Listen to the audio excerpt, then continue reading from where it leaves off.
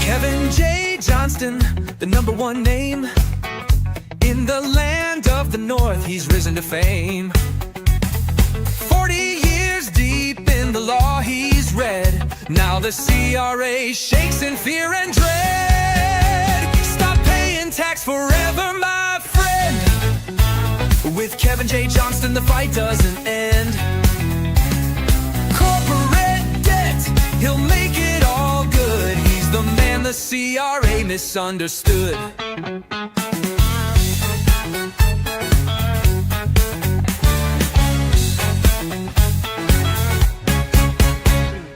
Payroll problems, they vanish like mist when Kevin shows up with his legal fist. No more matching, no more lies, just clean-cut books and clear blue skies. Stop paying tax forever, my friend. With Kevin J. Johnston, the rules start to bend. The CRA can scream and shout, but Kevin knows how to throw them out. They claim they've got the final say, but Kevin proves there's a better way. He fights for truth, he fights for you, and teaches what the courts won't do.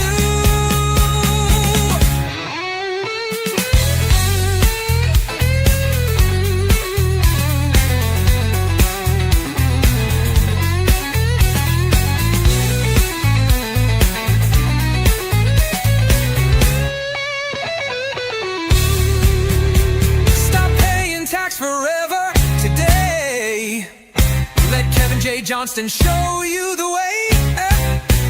The expert, the rebel, the man with a plan. He's saving this nation, one client per hand.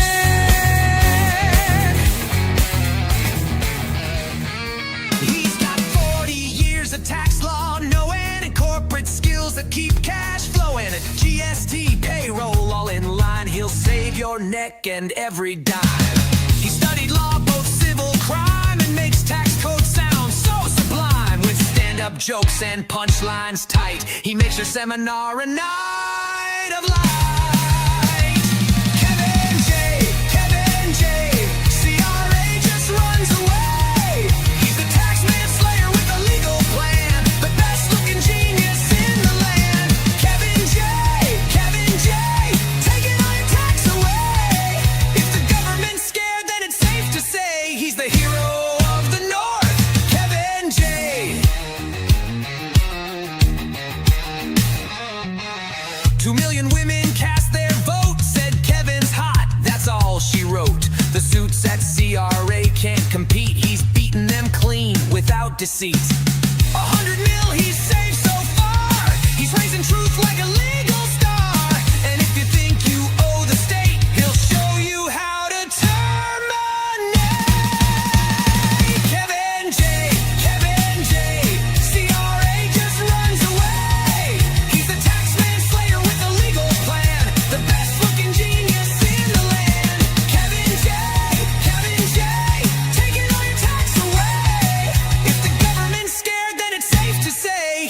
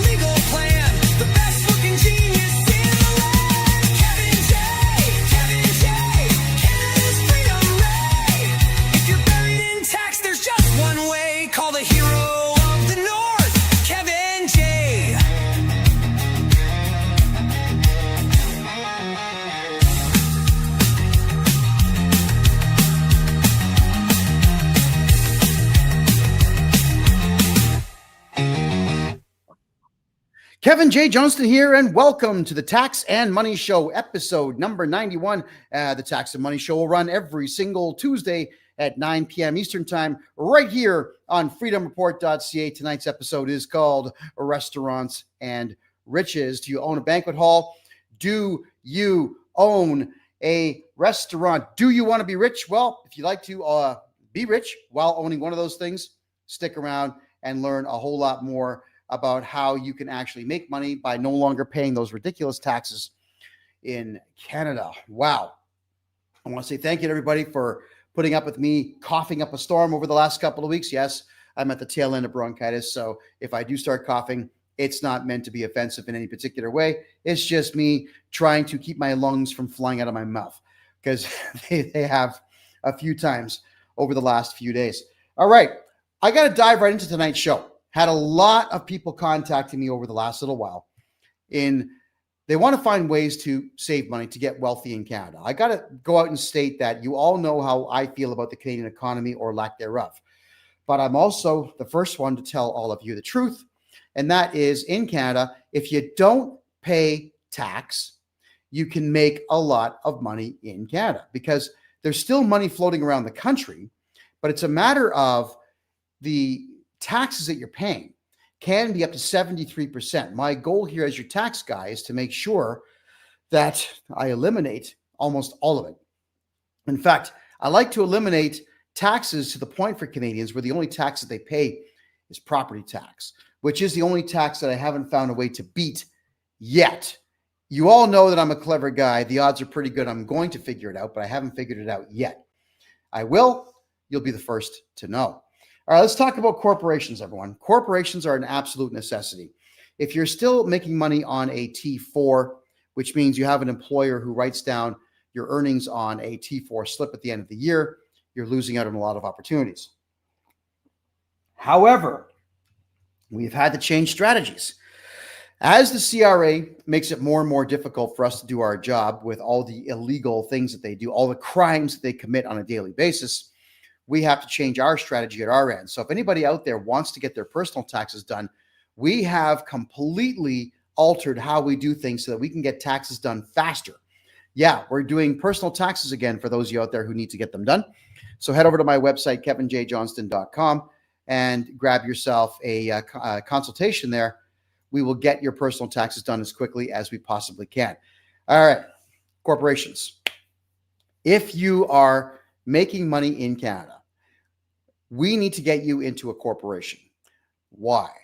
Because the Canada Revenue Agency has positively no idea what you're doing or how much money you're making until you decide to contact them through a tax return and snitch on yourself and say, hi, Mr. CRA. Hi, how you doing? I work really hard and I want you to take some of my money. Why would you do that? A lot of you out there think that you have to do a tax return. We've covered it many times on this show. You don't have to do a damn thing without a court order. That is correct. You don't have to submit your taxes. The CRA will send you letters saying that we want you to submit taxes, and they will guess at what the amount is you make if you don't do your taxes, but you can always appeal that and then just do your taxes and set them to zero. It is that easy. And we do that for a lot of our clients, is that we'll set taxes to zero because the client cannot say with any degree of accuracy what their earnings actually are. Right. And everything on a tax return is a wild guess. I mean, how would you actually know exactly to the penny how much money that you make? There's not a single solitary accurate tax return that's ever been given to the CRA. How much do you make and how much of it's taxable? How much a write-off are you actually allowed to have? If someone loans you money, do you declare that? If you win at the casino, do you declare that? If you win at a local, if you win cake at the county fair, do you declare the earnings or the income of a value of the cake? These are all kinds of questions philosophically that we could ask. And the answer is, oh. And the real answer is no, you don't have to declare any of it, but the average person has no idea. A lot of you out there are going with what we call the status quo. The status quo will state that you gotta, because I did it when I was young, and now you have to do it too. Yeah, I'm sure if you're my age, you had parents who grew up in the 40s and 50s, and parents who grew up in the 40s and 50s that were trying to understand the world in the 70s and the 80s couldn't do it, because the 70s and the 80s were so far advanced and removed from the 1950s that it was not the same world. Just like 2025 is not 1985. If you grew up in 1985, I would have been about 10 or 11 years old at that point. No, I wouldn't. I would have been 14, sorry. 14, if I still had the 14-year-old's mindset of this is 1985, I would be a complete, utter, and total failure. And if I was trying to enforce the worldview of 1984, 1985 on you today, it would fail for both of us. First off, you'd be a failure if I was trying to influence you to do what I did in 1985. And secondly, I'd make an enemy of you because I'm trying to force an old school way of thinking onto you. That was our parents' generation. My parents' generation was be honest all the time. Even if someone's lying to you, take the high road, right? Yeah, let yourself be taken advantage of because it's what our parents did. I don't know why, but you do it too, okay? And of course, with my father, it was enforced with a belt. Then there would be, don't be an individual. Don't stand out in a crowd. That's right. Fit in, be another brick in the wall, be a nobody, like the person who was telling you to be a nobody. Someone who gives you that advice probably went nowhere in life. How many of your parents out there were rich? Probably none, because they were honest and they were not individuals. Don't get a haircut that's different from the rest. How about that one? Didn't work for my folks. They went nowhere in life. Having stupid haircuts, which I did, I had some stupid haircuts, got me into positions of learning what society would tolerate and what it would not. So when I was pushing the boundaries, I found out where society was going to push back. And I realized, okay, I can get away with this and this and this, but not this. It shaped me into a better human being. Knowing what the limitations of society were based on what society could accept of my particular individuality. Now, my individuality wasn't a matter of, you have to like me because I like this movie and this cartoon and I wear this color clothing. That's not what I'm saying. What I am saying here is my outlook on life was different than the average because I couldn't accept the average as acceptable. It was not acceptable to me. So my knowledge base grew solely because I did not want to be poor like my folks were, like all of my aunts and uncles, all of my cousins, all of them who were not individuals, didn't rock the boat, were honest all the time, fit into society, and accepted the status quo as if it was the right thing to do. I can tell you this right now. Going and working some crap job and going home and sitting in front of the TV until you fall asleep is not a good life. It's not. That was my old man. My father did that. I have no memories of him not sitting in front of the television set. I have no memories of him hiking or being an adventurer or swimming just because it was a fun thing to do. Or how about this one? Going for a walk. It was always television. How many of you live that same life? You should ask yourself that. Do I go to work, come home, and watch TV? In most cases, it would not be TV. It'll be Netflix. It'll be Disney Plus. It'll be Prime, Amazon Prime. Does that make you money? The answer, of course, is no. I have been criticized heavily by a few ladies that I was, quote unquote, dating, if you will, who stated that they can't be with a man who works 14 to 18 hours a day. Okay. Door's right there. Bye. That's it. I don't want the life of sitting around accepting the status quo as, well, the status quo. I have zero interest in television. I don't want to sit around watching Netflix. I do want to work 14 to 18 hours a day because that's money. It's money in the door. If I have to be idle, I want to be idle thinking, using my skill set and bringing cash in the door. That is what's led me to the knowledge base that I have now. That is what's leading me to tonight's lesson. Status quo sucks. If you run a restaurant or a banquet hall, you probably took some courses that are status quo, such as how to produce a menu. Here's good advice that I saw from one of those restaurant training courses. Don't put your prices in a column on your menu. Why? Because people are going to show up and they're going to go woo with their finger. They'll find the lowest price and order that. And if that lowest price item is not highly profitable, like if you don't double your money on it, then there's no point selling it. Prices need to be staggered, staggered and scattered all over the menu to force people to see what they want. There's a higher chance that you're going to make a profit margin on that. A much higher one. That's good advice. Your menus need to be at least font size 14. Again, very good advice. You'll find that in Canada, more than 30% of the entire population have vision problems. It's more in the USA. So you want people to be able to read your menu, but make them search for the price. So on your menus, your description of food will be font size 14. Your price will be font size 10. The price is less relevant to what you're actually offering up. So that's good advice for restaurateurs. Bad advice for restaurateurs is to only put 10% of your earnings back into marketing. Oh, no, that's a bad idea. You want to put at least half of your profit margin back into advertising to make sure there's a constant rotation of people coming in the door. If a customer's upset, bad advice is to just send them out the door angry. Bad advice. Good advice. Hand them something like buy one, get one free the next time you come back, because they're going to come back, they're going to buy something on the menu, and they're going to get something free. For example, not an entree, but you say buy an entree, get an appetizer for free. That's fair.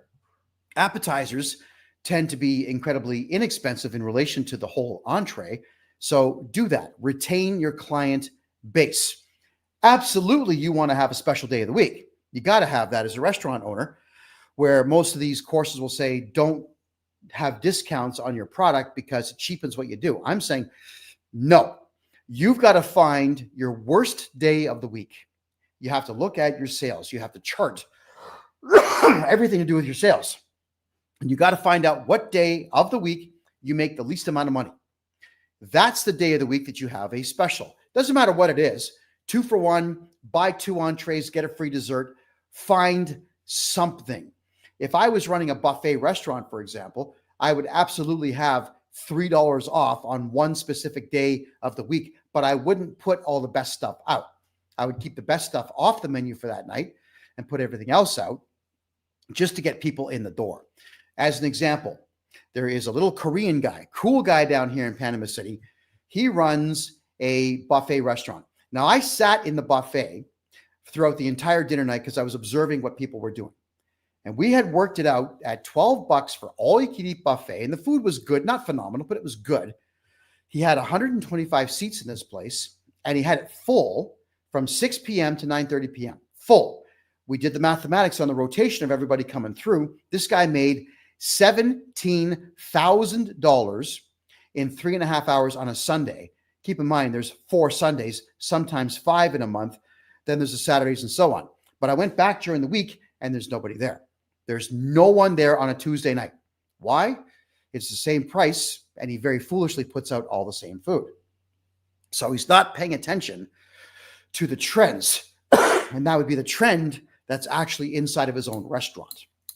Okay, so this is some advice that I would be giving to restaurant owners from a business standpoint, but this is not the restaurant show. This is the tax and money show, so let's talk about taxes in Canada. First, corporations. I'm going to give you a brief idea of why we're doing this tonight and what it is that you all need to know about corporations. All right. First off, let's say you want to make money and not ever pay tax again. Excellent. We're going to open up this corporation right here. F.CRA Incorporated. Yeah, cool logo, right? I'm not going to take any credit for that. AI created that in 30 seconds. So F.CRA Incorporated is your company. This company is conducting commerce. You're bringing money in the door with this company. But what you want to make sure is that you've made a choice. You've got a choice when you open up a brand new corporation in Canada. Choice 1, never do a tax return. Never do a GST return. Ever. Never do it. Within sometime between 2 to 5 years, the CRA will start putting some pressure on you to do your taxes on that corporation. Great. You know what you do?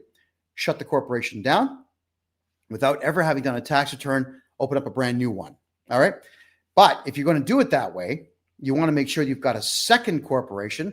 There you go. You'll have F de CRA Incorporated and F de CRA 2 Incorporated. Why? Because the operations company, which is called F de CRA Inc., is going to move about 80% of its money over to F de CRA 2 Incorporated. Now, why would you want to do that? Well, the whole idea is you don't put all your eggs in one basket, everybody. You want to have an operations company that the CRA may or may not be aware of, and a holding company where you put your money and keep it safe. The holding company never conducts commerce. At the end of each tax year, we would do your taxes for you, and the tax bill will say null on it. That's right. The actual tax return has the word null at the bottom because that would mean, it means you haven't done any commerce. And I would also send a letter in along with it saying, this is a holding company only. It does not conduct commerce. And that way there's no tax on the holding company ever. Then you'll see here we have another corporation called F de CRA 3. That one is going to hold all of the assets of the main corporation. Why would you do that? Well, it's stupid to have any assets whatsoever in a company that conducts commerce in Canada.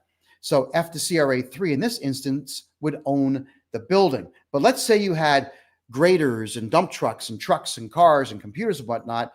You're going to open up F de CRA 4, and that corporation will own all the trucks and all the other equipment to it and rent it back to the first corporation for $1 per year.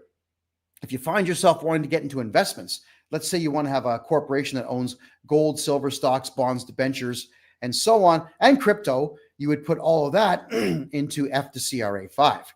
So if you had a cluster of 5 corporations, everybody, you will never pay tax again, and absolutely everything that you make is yours, and everything that you own is protected from the CRA. We always want to make sure that we are protected by no fewer than 5 corporations. You got to protect yourself. 5 corporations, it's a little bit more paperwork to do, but it's absolutely worthwhile to do so to protect what you got. By the way, everyone, we're already at the 24-minute mark, and there's only 3,000 likes here on TikTok. Let's get those fingers going. Double fingers, everyone. 2 fingers at a time. Let's get the hearts rocking here. There's so much information coming tonight.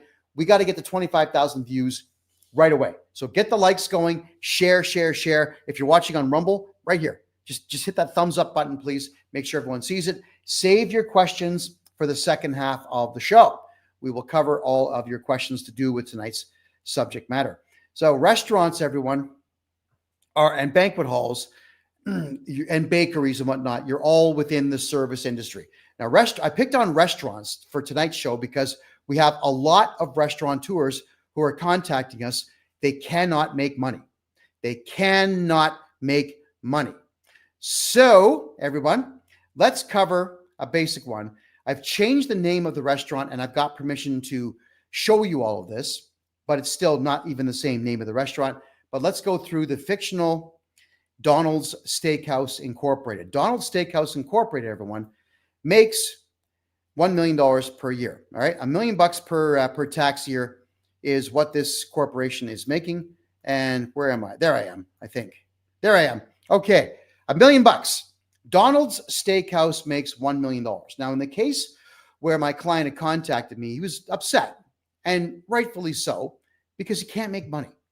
If your sales are $1 million selling steak, then you're doing all right, especially considering the fact that the restaurant in question, everybody, had it's small. What would you say? I think it was like 28 seats. It's not a big place. They rely a lot on takeout, but it's not a big place, and he's still doing $1 million in sales, but he's not making money. Why is that the case? Well, we decided to break down all of his expenses. Here we go. The revenue of this restaurant, Donald's Steakhouse Incorporated, is $1 million. The expenses are $850,000. Let's break them down. Payroll, $325,000. That's high, but reasonable considering how many people need to work in a restaurant to keep it afloat. Waiters and waitresses, right off the hop. You've got a host or a hostess. Excuse me. Bartender. Always, you got to have a good bartender. Always. Kitchen staff. You got to have a chef. You also have to have a sous chef, the guy that does all the prep work. You got to have those in place, plus extra kitchen staff, plus the guy that washes dishes. And you most likely have someone driving a truck around picking up supplies. So, oh, yes, your social media person. That's a lot. You got a lot of people working in your restaurant, and $325,000 would be the example that we gave, paying all those staff in this restaurant. Food costs $300,000. Now, the unfortunate part is that's high. When you compare food costs, that is just slightly under a third of the operating cost of the entire restaurant. Food used to be 1/5 the operating cost, which is why it was easy for a lot of restaurants to offer crazy things like plate-sized pancakes, because it's just batter. And if you're going to get a lot of money for that dish, why not do it? Or you'd have chicken fingers, and about 40 fingers would come out on the plate. But why? Because the chicken fingers were cheap to buy, and it was a good loss leader. But you can't do that anymore. Food in Canada is extremely expensive.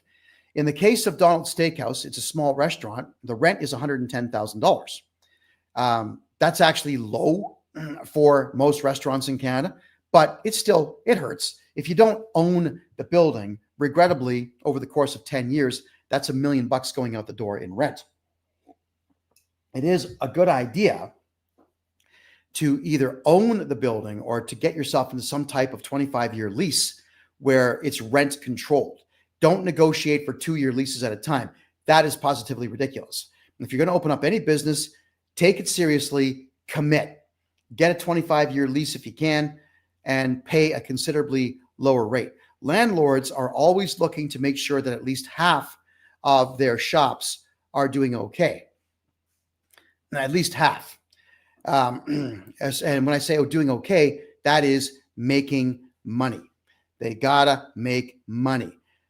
Sign the lease, the longer term. Utilities, $40,000. Of course, it's a round number. Utilities in a restaurant would be natural gas. In a lot of cases, restaurants, especially if you're making a lot of pizza or a lot of bed-based items, you have to keep your gas ovens running 365 days a year.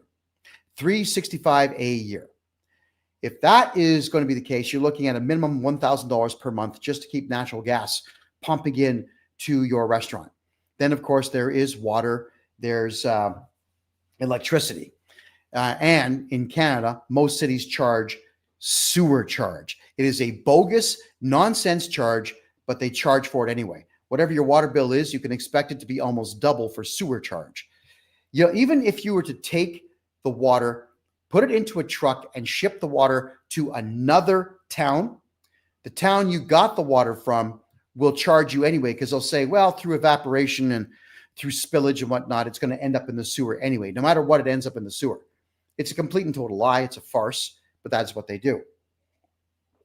Maintenance repairs, $25,000 in this example. And then we've got insurance, $15,000 per year. That's about right for a restaurant, a small one. Marketing in this case is low in this particular example, $15,000. And then we just have miscellaneous stuff, all the emergency stuff that comes up at any given time. So you've got a taxable profit of $150,000, all right? That's not good. We took tax off that. So with $1 million of sales, you're taking home less than 10%, $97,500 in this example. It's not good, guys. It really is not good. There are ways to make money in the restaurant business, but it's never going to happen so long as you're playing by the CRA's rules and so long as you are continuing to pay tax. So with all the research that we've done, we have found ways for restaurants to make money.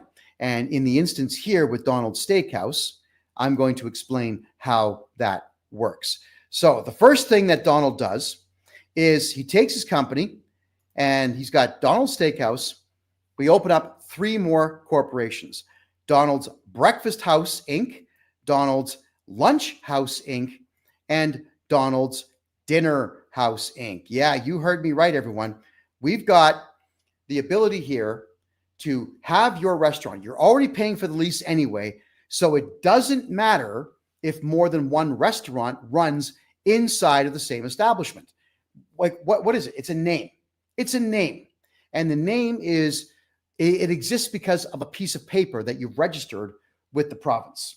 So what I'm stating, everyone, the steakhouse now ends up being an operations company or a holding company. It doesn't have to be either or. It can be a combination of the two. Because Donald's Breakfast House, in this example here, is going to run the till from 6 a.m. Let's say you open at 6. From 6 until noon, you have just breakfast being served and sold at that time. I guess at 11 a.m., you've also got liquor sales, depending on what province you're in. But at noon, that till is closed. That's correct. We have to have multiple tills. Now, when I say till, the software does everything. It's not like you're actually taking everything out of the cash register and putting it into a safe and then opening up another cash register. But the sales for your breakfast company end at noon. Then you've got the second corporation there called Donald's Lunch House Incorporated. Donald's Lunch House is going to be making money from noon until about, say, 5 p.m.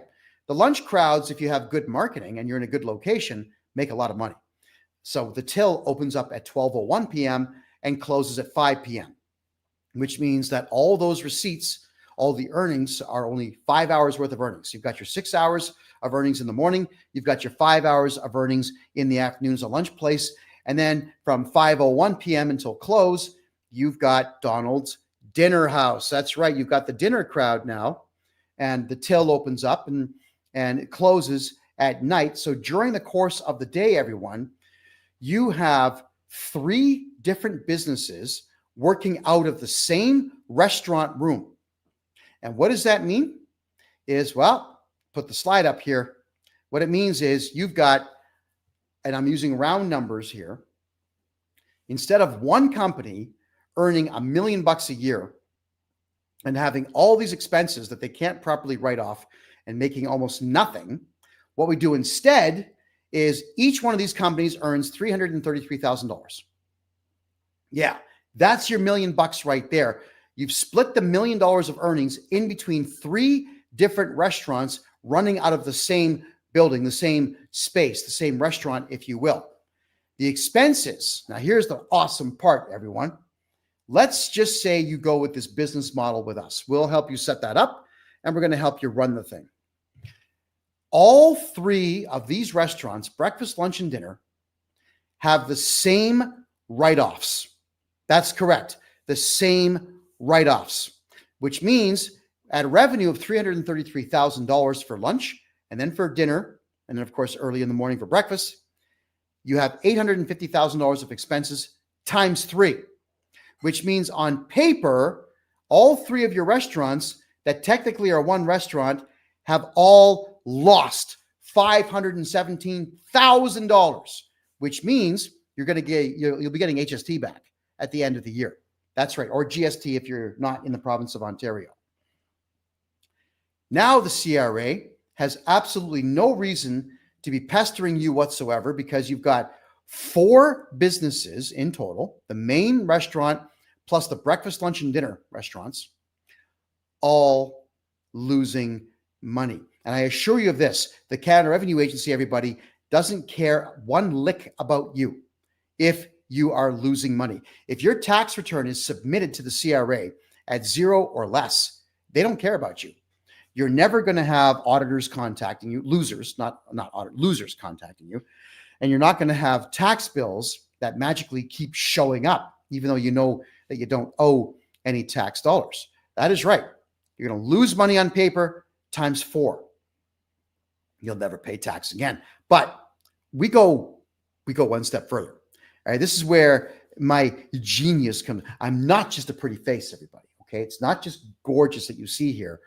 This is gorgeous. This is what you want working for you. This face ain't going to sell stuff for you. This will. Let's talk about what we do now. So next slide, everybody. I know you can't see it on TikTok. Please forgive me for that. The replay is always available on freedomreport.ca. Here we go, everyone. We are now going to set you up in this fashion where you've got 4 restaurants running out of the same restaurant space.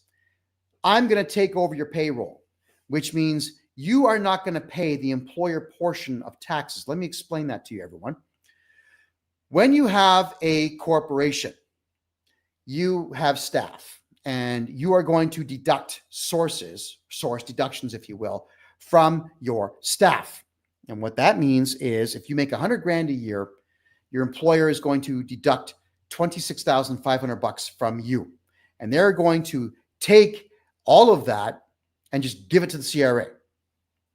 But part of that $26,500 will be Canada Pension Plan and employment insurance, to which that ends up being about $5,300 of the $26,500.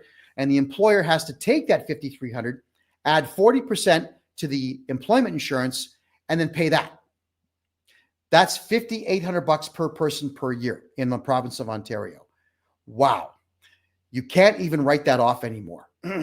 So if we take over your payroll, we do it so that you do not have to pay the Canada Pension Plan or the employment insurance corporate matching. So that's $5,800 per person per year you get to keep. Wow. Unbelievable how that works. And we're the only ones in the entire country doing this. Why would I do this? Because I'm not afraid of the CRA.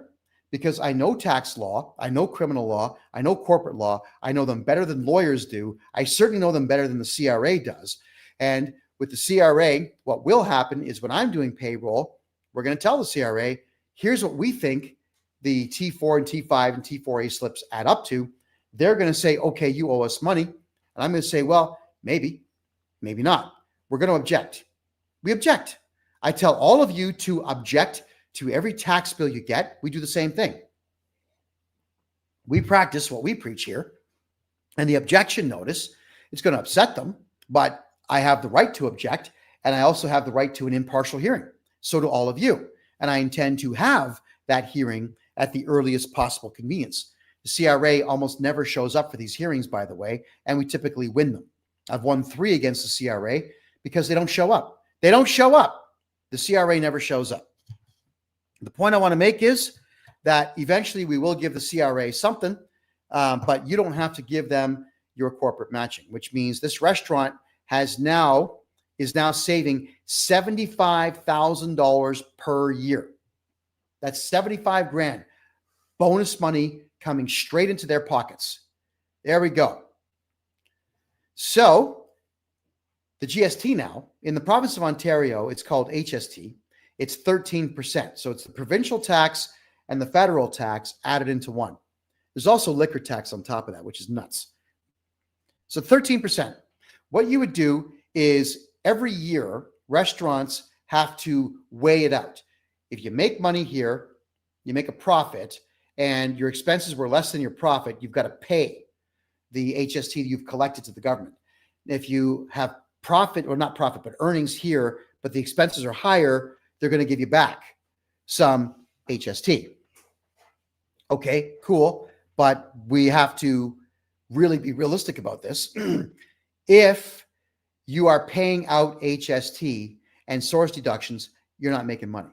If I'm doing your payroll, you're making money because you're keeping the $75,000. But what we do now is we collect the GST and the HST from the restaurant every single month. We collect it, we put it into our pool of investment funds, and then we pay you back 6% to your personal bank account, 100% tax-free.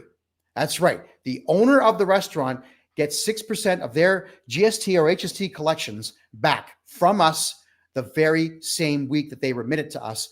We are the ones that do all the reporting of HST and GST out to the CRA. At that point, we're charging you a consultation fee for that. So you're going to have expenses that surpass what you make by 30% minimum, which means not only are you going to get 6% of your HST back from us or your GST back, but you're guaranteed to get an HST or a GST refund back because you're running 4 separate companies out of the same operation and they all lose money as it is.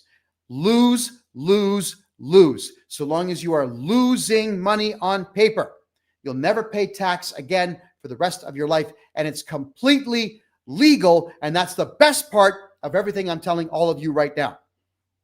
All of this has been passed through my criminal lawyer. I told him, you need to work doubly hard on this one. You have to find a way to make what I'm proposing illegal.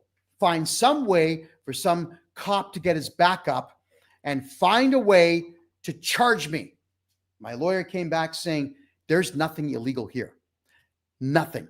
We are abiding by the Income Tax Act, the GST Act, and the Excise Tax Act to the letter of the acts, which are not laws, by the way. They are rules for the CRA. And we're following those rules so well that it ends up working entirely to your advantage.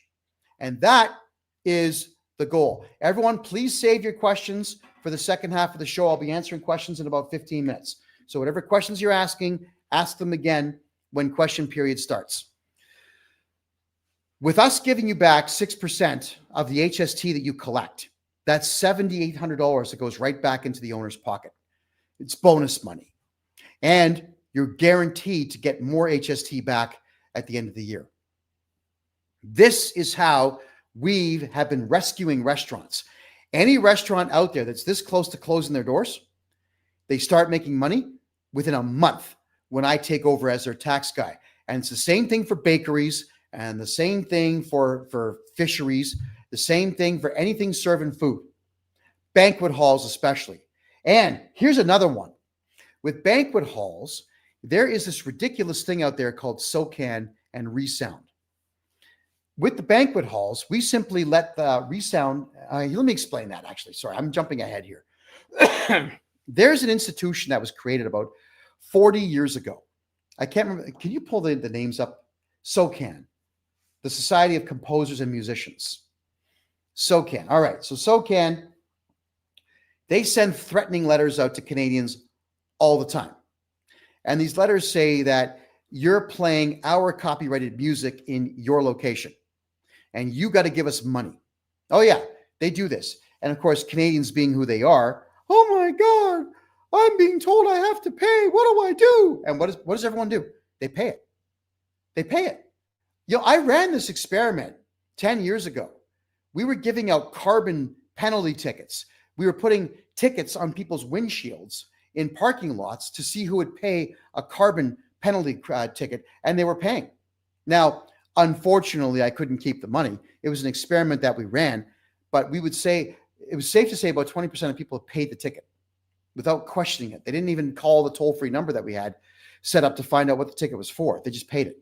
And SOCAN knows this. So what SOCAN will tell you is that they've got a playlist because they've got something like 100,000 members.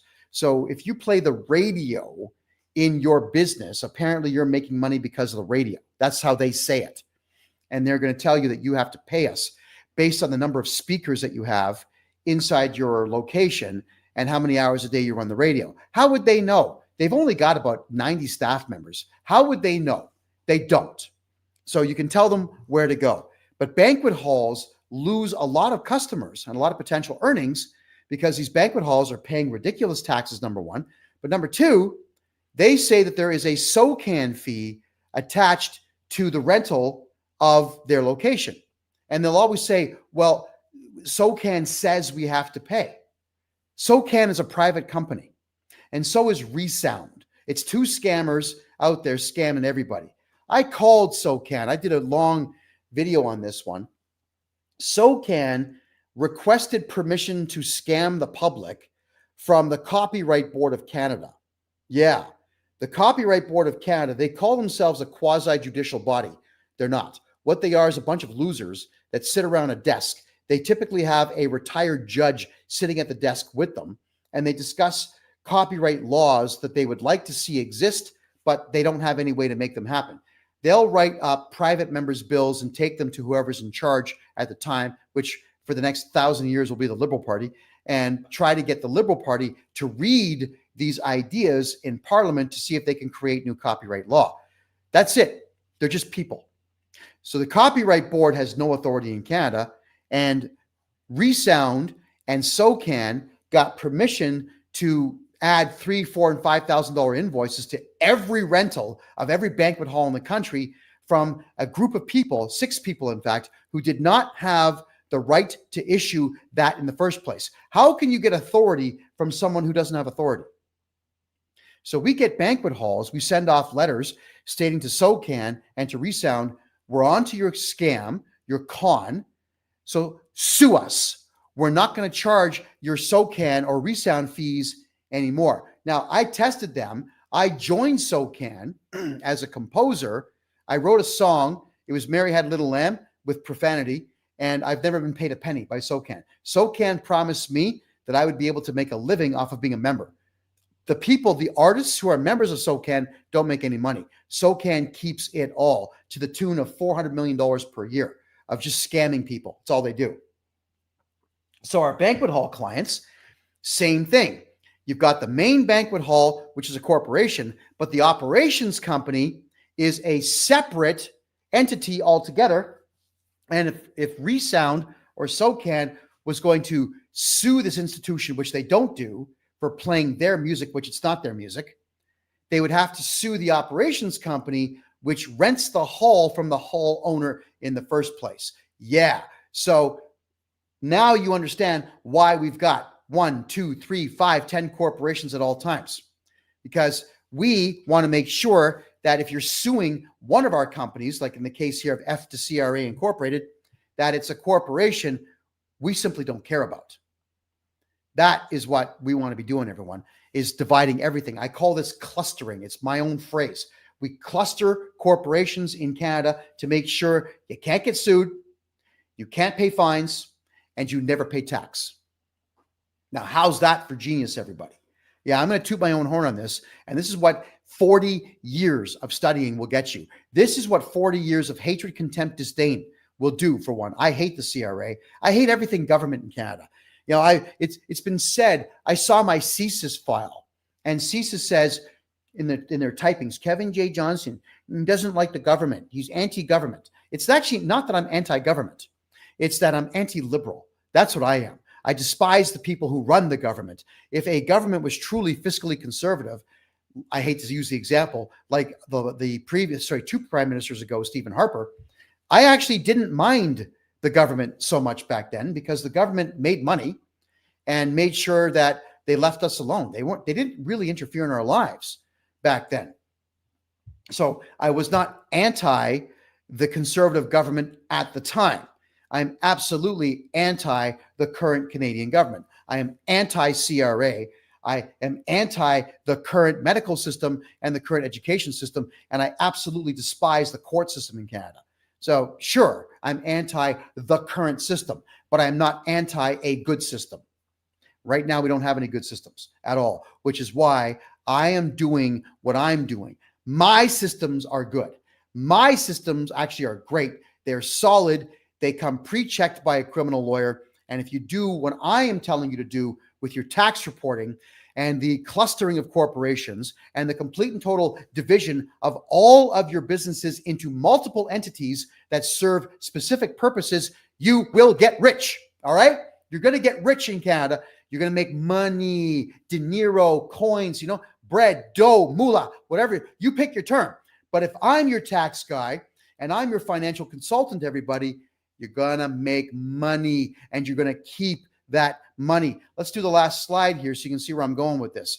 All of a sudden, if I'm doing your GST for you and I'm doing your payroll for you and you're following my instructions here and you're deliberately losing money on paper, all right? Revenue of $1 million, expenses $850,000, profit after tax is $150,000 in the original model. In my model, you get an extra $75,000 on your payroll and an extra $7,800 on your GST, all tax-free in your pocket. Now you've doubled your money. I've doubled your money for you, and I've done it in less than 3 weeks. That's right. $232,800 is the take home in the same example that I started this show off with. So one more time here. There's the restaurant, Donald's Steakhouse. We split it into Donald's Steakhouse, Donald's Breakfast House, Donald's Lunch House, and Donald's Dinner House. They all run as separate corporations.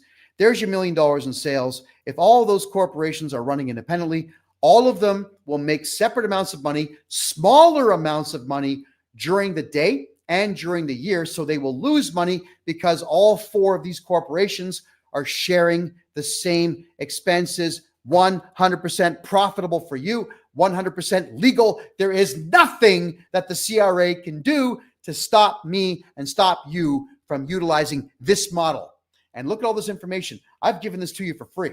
That's how much I hate the CRA and how much I love making money and how much I want to see all of you out there making money. And I have no idea why TikTok keeps blurring the camera out. Oh my Lord. There you go. You can't see this face blurry. Oh my God. So everyone, businesses that are in the hospitality industry, like restaurants, like banquet halls, like bakeries, like food catering services, will all now make money. You want me to be your tax guy? Head over to kevinjjohnston.com right now and sign up. Sign up. Stop waiting. What in the hell are you waiting for? That's my question. If you are running a restaurant, you can be highly profitable. I want that for you. I like the idea of going out for dinner. I like the social atmosphere that's wrapped around a restaurant. And it's even better when I like the food too. It's better when we have restaurateurs and business owners focused entirely on running their businesses. The more people we have out there running businesses, the lower the crime rate, the better the standard of living for everybody, the happier people are. I know a lot of guys who do run restaurants and they're really happy doing it. They're okay working a 12 to 15-hour day, a shift per day because they love what they do. My job is to make sure that you can continue to do what you love because it's going to be profitable when I'm your tax guy. And that is how all you restaurateurs are going to make money. That is how you banquet hall owners are going to make money. That's how you bakery owners are going to make money. If you're in the food business or hospitality, come on, folks, don't be afraid to make money. And that's another comment I want to make before we take questions here. I'm a little disappointed in what I've been hearing this year. Oh, farmers, don't worry, Highway Hostage. I'm doing a farm show. We're building that up now. We're doing a farm show in January. And you're going to like that too. But I'm disappointed in what I am hearing from a lot of people. And that is Canadians seem to think that the entire world is like Canada of the 1980s. And it's not. It truly is not. What Canada and the United States was from 1948 till about 1994 was very unique, extremely abnormal in comparison to the way the rest of the world runs. So it had a good run. It's no longer running that way. What that means is, everyone, you have to become mean and vile and vicious. You've got to become Donald Trump. I know some of you don't like him. Fine. But I'm using him as an example because he's a hyper-masculine, hyper-aggressive businessman who takes crap from no one. And yes, he's gone bankrupt several times, but that was a strategy to keep money. He actually used his bankruptcies to become profitable. Now I'm going to give you an example of what I'm talking about here. Numerous times, we've had people come to us saying, I'm $200,000 in debt and I don't know what to do. I start asking questions. Oh, who's the accountant? And they'll give me a name. Okay. How do you know this person? My least favorite answer. Oh, they're a friend of mine. Oh, okay. They're a friend of yours. Well, obviously not. Because if you had a true friend who's doing your books, you'd never pay a penny of tax. All right. We had someone, I'm not going to say who, I don't name names, but the individual now owes $297, almost $300,000 in tax because her friend that she's known for 29 years or 30 years or whatever the hell it was, screwed up her taxes badly. So I said, would you like to have us help you sue that accountant for gross negligence? Because after looking at the books, this person was not an accountant. They just took wild guesses and screwed everything up. Oh, no, I can't do that. They're my best friend. I've known them for a long time. Ooh. So many of you out there make the mistake of thinking that because you like someone, they're not going to screw you. This person is a genius because they're my friend. It's a weird way to think, everyone. I don't respect that particular way of thinking. I could never possibly respect that way of thinking. Your friends are going to screw you. They may not mean to, but they will. So I did ask, is this friend going to mortgage their house and pay your tax bill, which is their fault? Oh, I could never ask that. That would just be rude of me. Your friend is the one that's rude. If your friend is giving you any advice whatsoever that you need to pay tax, they're not your friend. Dust them. Get them out of your life because they're dangerous. Let me explain that one now. Any friend who says you have to do it because the government wants you to is a coward. That's the kind of person that would have turned you over when the Germans were looking for a certain demographic. That kind of person would have shouted out the window, "They're here! They're here!" Your friend would do that to you. You don't have to do anything. Without a court order, you don't have to do a damn thing. If I was your friend, I would simply say, hey, you don't have to pay tax. I'm going to work with you as your friend to find every single legal loophole to have you not pay tax. And if I get it wrong, I'll give you 10 grand of my own money. Or I would say, as a friend, I don't know what I'm doing, so I'm not going to do this for you. I'll help you find someone who might know what they're doing. That's what real friends do. But when you've got friends helping you with your business and you're paying tax, first off, it's on them because they suck, and it's on you for trusting them. And then it's on you for not punishing them for screwing you up. There's a lot of people in Canada are not in business to make money. They are in business to put their name on a business card. Look at me. I'm the president of my own something or other. But if you're running a home-based business, I'm not impressed because anybody can do that. Anyone can register a business and work from home. If you've got an office, you've got staff, and you've got profit coming in the door, and you've thrown all the bad people in your life out of your life, and you're ruthless when it comes to collecting your money, I respect that. That's a true businessman. You need to think, if you're going to get into business, think like a businessman. Think like Donald Trump. Think about every single way imaginable that you can to bring money in the door, and think about every single way imaginable to dust everybody from your life who's going to get in your way. I would say 30% of our client base are in financial trouble because they had friends doing their taxes for them. And these friends disappear, just pull a vapor. They turn to steam as soon as they get called out on the mistakes that they've made. But why do you feel guilty about punishing someone who's hurt you? If your friend walked up to you and broke your nose with a fist, what would you do? You'd probably fight back and not be friends anymore. But it's amazing that when your friends cost you hundreds of thousands of dollars, you still want to be friends with them because you feel bad. My mother, like my sweet old mom, she's dead now, but God bless my mother. Sweet lady. I love her with all my heart, but stupid. All right. She would sign up for credit cards. Every time she'd go to Crappy Tire, there was some idiot there. Would you like to sign up for this credit card? Oh, okay. Ma, why are you doing that? Stop it. Oh, I feel so bad. They're doing a job and everyone's ignoring them. Why do you feel bad? You don't know this person. They could be a con artist. Just because they're standing inside of a Canadian Tire or a Home Depot doesn't mean that they're reputable, doesn't mean that they're not a crook. And why are you wasting your time giving your information away to people? It's a sick way to think. She also got herself into a lot of trouble when those maniacs would come to the front door saying, I'm with this company here and we need to check your water filter. Oh, okay, come in. Ooh, because she felt bad about closing the door. So these people would come into the house and say, oh yeah, your water cooler, it's no good. Let's get you a new one.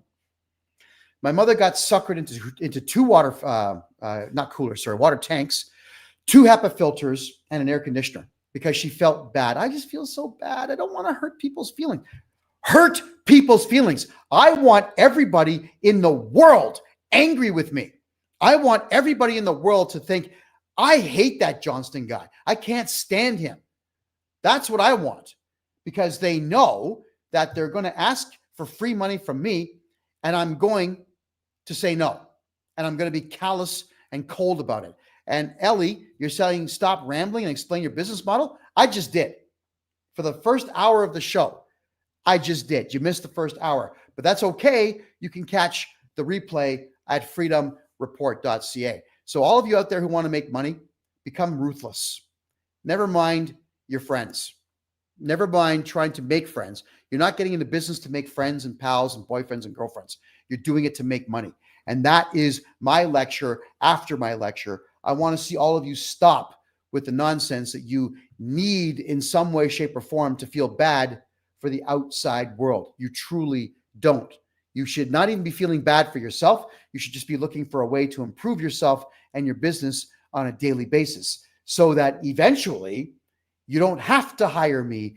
Tax services won't even be necessary if you're protecting yourself the way that I want all of you to do. Herein endeth the lecture.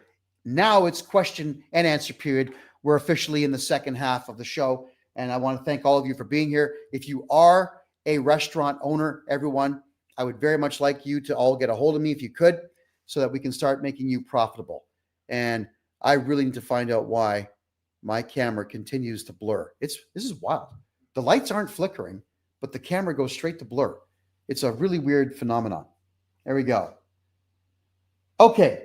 Graziano is asking, can you explain how clustering would work for a construction company? An excellent question. The operations company would, with the clustering for you, Graziano, in construction, I would open up here, holding company, all right? And here's a different color one. This is going to be an operations company. The operations company will be the one that writes all the invoices. Then we'll have a different color here. This is going to be your holding company.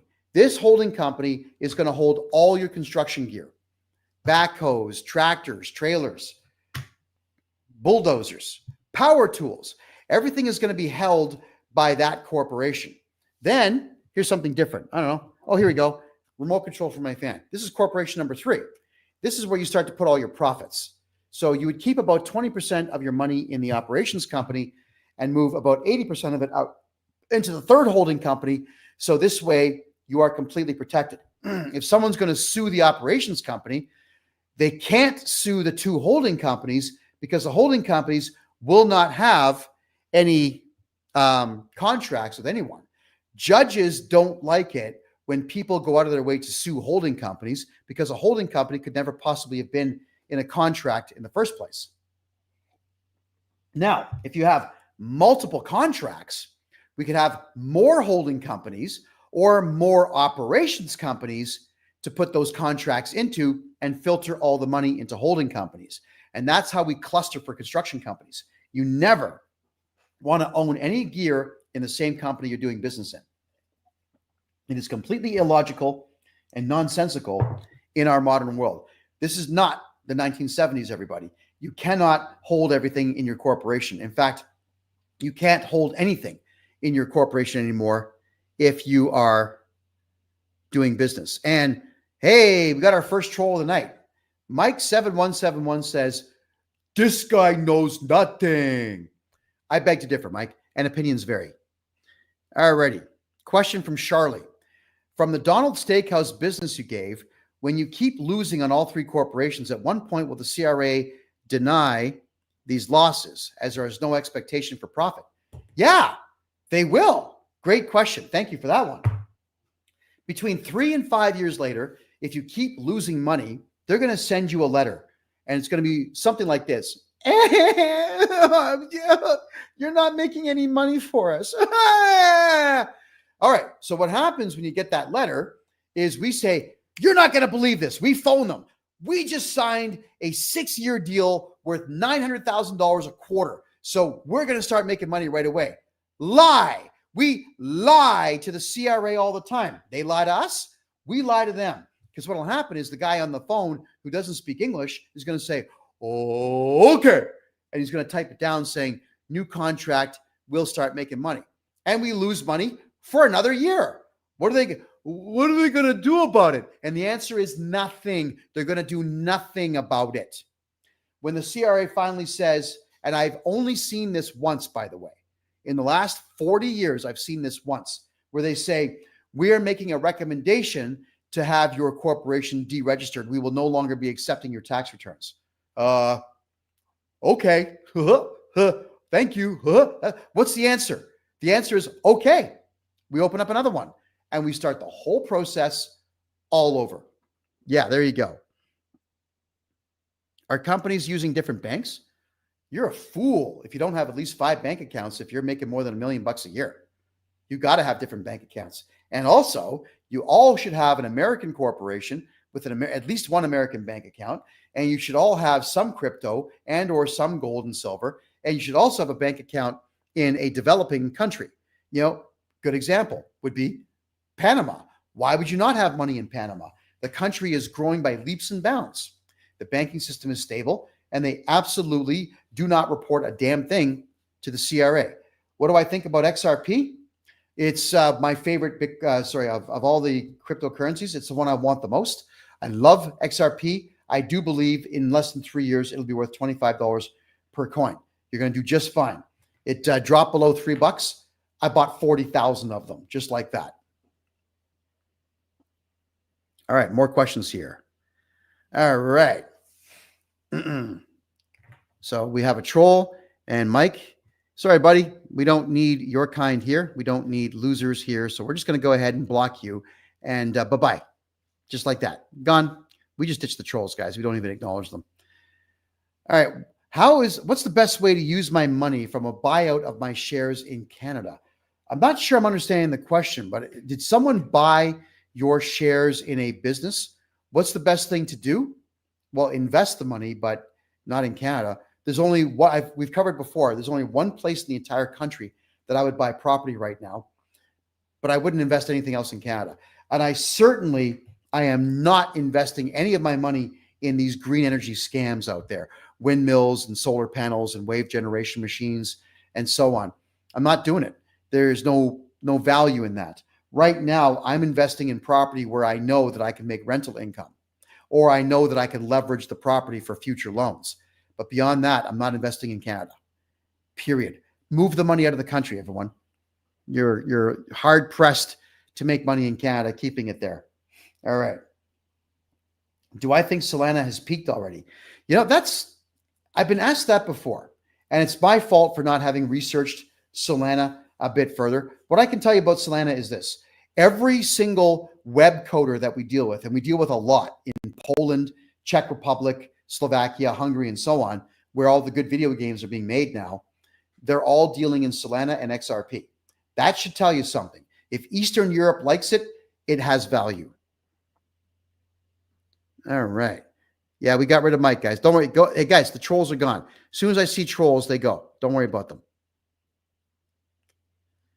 All right. All right. This is a silly question. Hey, Kevin, I have a question. Do you have hatred to any culture?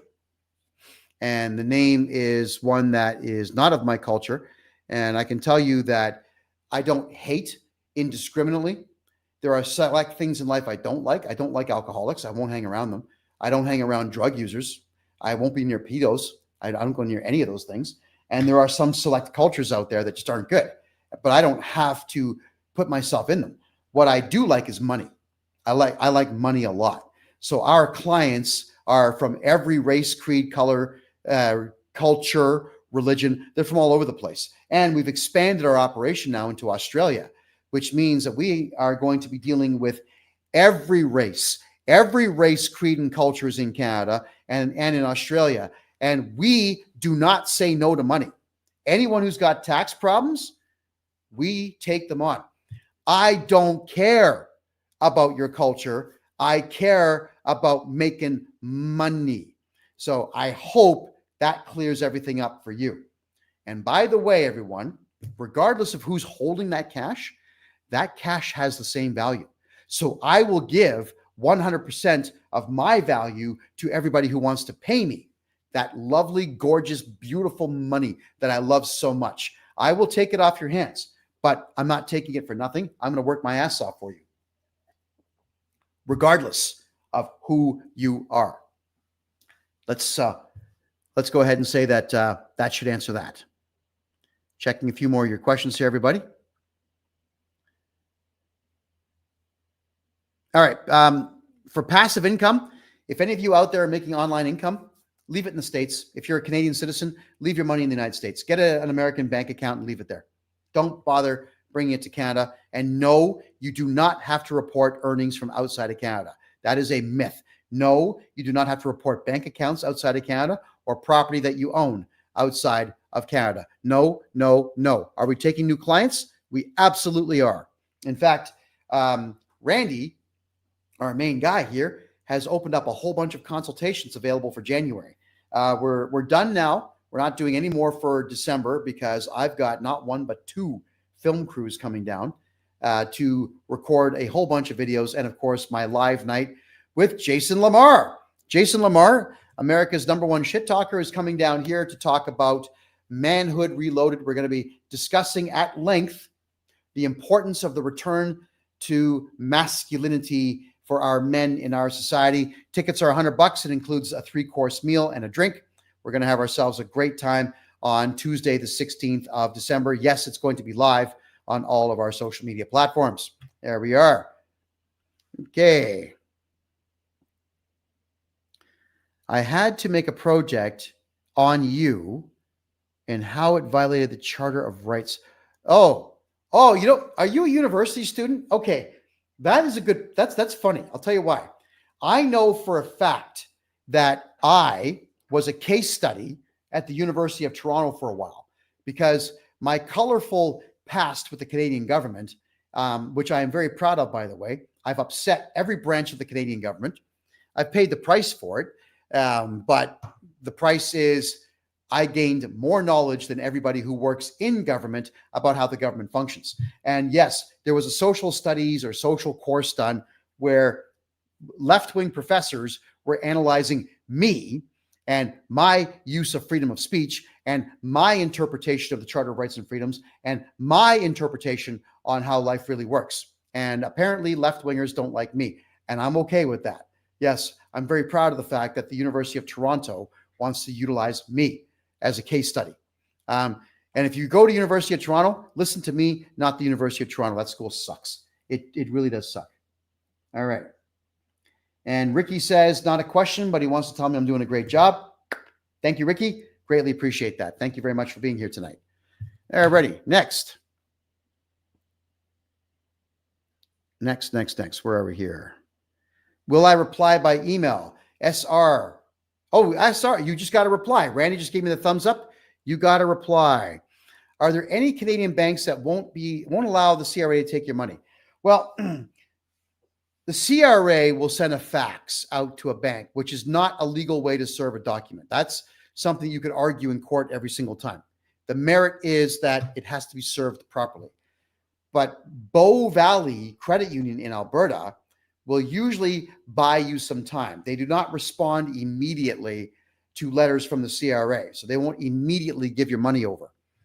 And you got to remember, during the trucker convoy, when Chrystia Freeland was making demands of Canadians' bank accounts to be shut down as punishment for wanting their freedoms back, there were no credit unions in the province of Alberta that even got contacted by the federal government because they're provincially chartered. A provincially chartered bank does not have to do a damn thing the CRA says. It is really that simple. So Bow Valley will eventually comply, but they'll give you some time to move your money out. K Credline, can I explain how I buy corporations? And you're going to fill my form out at kevinjjohnston.biz. That's fantastic news. So the way that it works, everybody, is your corporate debt is something I can buy. I buy your entire corporation. I buy the company for $1. I get all your assets. I get all your debt. I sell you back your assets for 10 to 20% of the value of your debt, depending on which province you're in and what the legal expenditures need to be. You get to walk away from your entire debt load, 100% of it. CRA doesn't like that very much. Nothing they can do about it. In fact, I've had a couple of auditors get a little lippy about that, and I've got plans for them. So Mark McDonald and M. Singh, I know you're watching. I've got plans for you boys. You're not going to like it. You really are not going to like it. I found you. All right. I haven't published your home addresses yet, but I found you. And I'm going to publish your home addresses, but I'm going to do it legally. All I have to do is sue you for something, And that document is a public document. I'm sure there's a lot of people out there that you've hurt who would love to know where you live so they can have a private and polite conversation with you. You guys irritated me one too many times. All right. For anybody that wants to come down to Panama City, I highly recommend it. I'm having the time of my life in Panama. I love it here. Panama is more home to me than Canada ever was for the last 25 years. So yeah, highly, highly recommend it.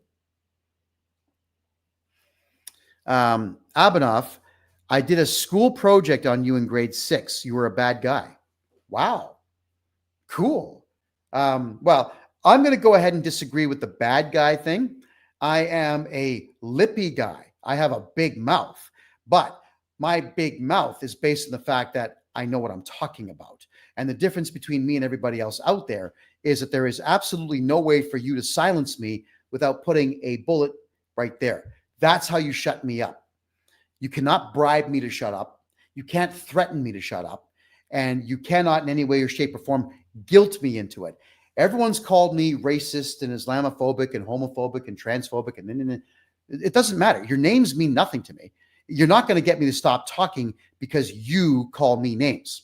So for myself, I'm someone who tells the truth as I know it to be at that exact moment. The media doesn't like that because I garner more attention than they do. People don't have to like what I say, but they do like the fact that there's someone out there saying it. So for you to do a project on me calling me a bad guy, thank you. But you're calling me a bad guy because the media has called me that, and you actually probably did not know the entire story, which of course no one does because the media never tells the whole story. There are 3 sides to every story: my side, your side, and the truth. But the media didn't seek out the truth and never asked me what my side was, not once. So you haven't heard my side of the story to be able to determine what the truth is. You probably accepted the newspaper's truth as truth, and theirs is never truth. Everything they do is lies. Everything. Yeah. All right. So everybody who got their bank accounts seized by the banks, it was not the government that seized them. It was a request the government made, and the banks seized your money. Sue the banks, file criminal charges for theft against the bank managers. Stand up for yourself, guys. I mean, I can't do it for you unless you hire me. There you are. What's my thought on the new tax brackets in Canada? If I'm your tax guy, it doesn't matter what the bracket is. You're never paying tax. So you got to remember how I look at things. I'm looking at things like I've already figured it out. I know exactly how to win, and my clients are going to win. There we are. Last time I tried to get an appointment with you, it was 3 or 4 months away. Yeah, we're caught up. We got a whole bunch of them for sale right now. Whole bunch of consultations are available in January right now. Go ahead and start getting yours. Is Panama a safe country? Absolutely. I walk through the slums alone at night. No one bothers me. Why? Because the police are trained to protect gringos. Gringo have money. That's how they see it. Yes. I mean, look, I've pumped a lot of money into Panama. I've pumped about $1 billion into my neighborhood by buying condos and stimulating the economy by buying food and getting my clients to come down here and buy food and buy products and whatnot. So I will be protected by the cops. Whenever I see cops and they're walking into a restaurant for lunch, I buy them lunch. Yeah? From time to time, I'll buy a whole bunch of donuts and cakes, and I'll buy a thermos of coffee and sandwiches, and I just give them out to the cops on patrol because they have to stand around patrolling select areas for 8 hours a day. That's a lot. And they're not like Canadian cops who draw guns on you for no reason whatsoever. They're not like Canadian cops who throw objects at you and beat you up for no reason and then lie to the courts about fake charges. That's not what the police do here in Panama. The police here in Panama protect foreigners, all right? That's why I love it here. I have no use for Canadian cops whatsoever. All they do is get you into the system because they're bored, because they're losers. What's the cost for me to do a year's worth of corporate tax filing? If it's basic, $950 per tax year. If it's overtly complex, 2,500. Most people fall between 950 and 1,500 per tax year. Most. Gain Eager said, I just had the CRA threaten legal action on Monday. That's what they do. They threaten it. But legal action means what exactly? There are a whole bunch of steps they have to follow before anything happens. But if they're threatening legal action, empty your personal bank account and get me to redo your taxes. I'll set your tax bill to zero, or at least as close to it as the law will allow, and all that crap goes away. And it's crap. Everything the CRA says is crap, but we still have to deal with it. Simulation, here we go. Simulation asks a good question here. What do you do if the CRA challenges your expenses? We utilize clause 167 and 231.1 of the Income Tax Act, non-compliance. We do not have to tell the CRA anything. If the CRA denies our expenses, we resubmit the same tax year with a $10 difference. And we just keep resubmitting until they get accepted, because it'll be a different person looking at the taxes every single time. Remember, they are losers. They are losers. And don't think that you can only submit one tax return. It's legal for you to submit 1,000 tax returns a day, and all of them with different numbers. That is 100% legal to do. All right? Keep that in mind. And if that's legal to do, then it's also legal to exclude putting some of the earnings down on that piece of paper. It's all voluntary information, everyone.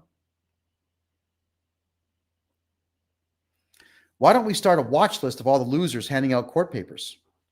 Well, we should have a list of everybody who works for the CRA. And if anyone out there wants to do that, I know exactly how to find a lot of their information. If anyone out there wants a job humiliating CRA members, put them into a database that we will in turn send to every police department around the world, let me know. I'd like to do it now. We just don't have the manpower for it. I'm looking for someone full-time to do exactly that, so that we can make sure that CRA members are construed by the entire world as the criminals that they are, and they may not be able to fly ever again. I absolutely love hurting people that work for the government. Help me hurt them. Help me hurt the CRA. Join my army. How can multiple corporations share expenses from the same building? Oh, by just going woo and writing it down. It's arbitrary. Every single solitary thing that human beings do is arbitrary. It's a piece of paper with numbers on it. Who cares what numbers are on it? So long as it benefits you, that's what we do. Like, philosophically speaking, everybody, the entire history of our species is arbitrary. Do you think the planet is going to care when we're gone? It's all arbitrary. You need to be more philosophical in life. This piece of paper that the CRA wants me to fill out, and they're not paying me to do this, I'm going to fill it out my own way with my own numbers. And if they don't like it, they can kiss it. And they can kiss it again. And they can keep kissing it until their lips are sore or fall off. I couldn't care less, because I'm not going to comply. It's arbitrary nonsense. Someone is saying hello from Volcan Baru. Hello. How do you move your assets from a corporation into a... Okay, to move assets, computers, desks, chairs, bulldozers, anything that's not licensed to be on the road, or licensed to be in the water, or licensed to be in the air. If it's not licensed or registered, you just simply write an affidavit up saying, I do hereby, whereas moreover here and thereby there and there too, swear that all of this stuff that's owned over here is now owned by this corporation over here. It is that simple. We set these things up for people all the time. As for vehicles, we transfer them from one corporation to another. It's that simple. You ought to make sure that everything that you own is completely protected, utilizing corporations and affidavits. How much is it for me to do sole proprietor taxes? Well, the same as personal taxes, because it's personal tax. Anywhere between $950 and $2,500 per tax year. Usually people are between $950 and $1,250, $1,500 in that range per tax year. CRA sent me a PSB for a trucking corporation. Isn't that interesting? Randy, when was the last time you heard of a PSB coming in? Yeah, me either. Okay. Hey, send me a copy of it. I want to see it. Send that to me. I really do want to see that. Thank you. What do I think about the native land claim in Canada? I think this is something that's been worked on for the last 20 years. I think it's absolutely ridiculous. You have to remember about how war works, everybody. And this is not a popular opinion. I don't care because it's true. All right. People from Europe showed up. The people that were already here didn't like it. They went to war with the white man. The white man fought back. This went back and forth, back and forth. Treaties were signed, treaties were broken. Deals were made, deals were broken. People fought on both sides of the war. It was a war. And what ended up happening is the Europeans won the war. But the Europeans, because they were Christian, decided to live according to the rules of the Bible and gave the conquered people free land. That land has been conquered for a very long time, in some cases 200 years. This is just a land grab, and what they're doing is they're utilizing liberal judges with extremely liberal mindsets to get these court cases done. When the conservative government gets in, or a hyper-conservative government gets in, all that stuff is going to get reversed, all of it. It's just somebody who wants something for nothing, and they're getting it because liberalism is destroying the country. Okay? What would you do? The question I've got is, what would you do if someone said, I just won your house in a native land claim? What would your reaction be that you have to move out of your house? Would you take it lying down? Would you just say, oh, okay, I'm just going to give my house to someone who didn't earn it? Or would you arm up and take it back? These are questions only you can answer. I know what I would do. I don't know what you would do. You'd have to think that through for yourself. But what I can tell you is I will never buy property in British Columbia because it is far too liberal and far too left-wing for my liking. It is crazy. It's worse than Seattle. It's worse than Portland. It's worse than those places in the States. BC is horrendous. I would highly recommend to all of you out there around the world, if you're thinking about settling down in the province of British Columbia, or if you're thinking about investing there, don't. You will lose everything you've got. Don't invest in British Columbia. By the way, everyone, did you know that the whole province of British Columbia trades on the New York Stock Exchange? The stocks are about to crash because no one's going to invest there anymore. So all around bad decision-making by these judges. Now, it's all being appealed, by the way. It's probably going to win in the appeal, but it's going to go on for a very long time. Years and years. All right.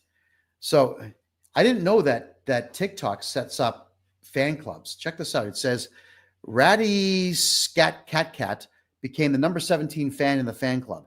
I didn't even know I had one. So thank you for that, everyone. That's just absolutely fantastic. What happens? My favorite. What happens if the CRA says they want to audit you? Thank you for that. I ban them. We ban the auditor and the entire auditing department from even calling you. They can't go to your house. They can't go to your office, your church, your gym, anything. If they do, you call 911 saying, I've got someone threatening me here, and the cops will get there and clean them off your land. That's how it works. All right, let me check the YouTube room here. All right. YouTube. Will your AI app in the new year work for T4A forms? Yep. Yes, it will. Absolutely, it will. Can I answer the question, what should I do about getting paid well, but have the right to offset my income?